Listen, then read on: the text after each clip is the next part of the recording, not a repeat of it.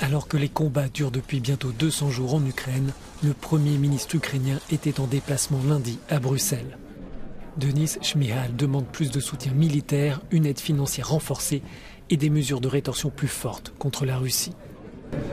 À l'occasion de la 8e session du Conseil d'association entre l'Union et l'Ukraine, Kiev a réitéré son appel au soutien européen. En réponse, les 27 assurent qu'ils ne reviendront pas sur leurs engagements. Le principal message de notre réunion à l'attention du monde entier est que l'Union européenne va continuer à soutenir l'Ukraine, quelle que soit la menace, quel que soit le chantage que la Russie peut nous faire.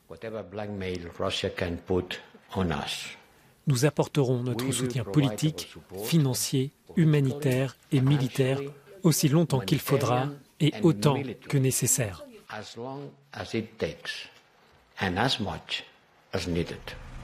L'Union a fourni une aide macrofinancière de plus de 2 milliards d'euros pour permettre à l'État ukrainien de poursuivre ses missions pendant la guerre. Les 27 ont également débloqué 2,5 milliards d'euros pour des équipements militaires à travers la Facilité européenne pour la paix. À ces engagements, la Commission européenne ajoute un soutien de 500 millions d'euros d'aide humanitaire. Mais des experts s'interrogent sur l'ampleur de cet effort. Il s'agit du strict minimum. Le FMI estime que l'Ukraine a besoin d'environ 5 milliards de dollars par mois.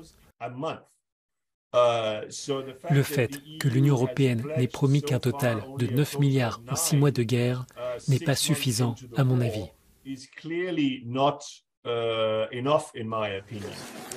Certains analystes jugent que l'aide financière est pour le moment plus importante que le soutien militaire, puisque les équipements sont principalement fournis par les États-Unis et les États membres.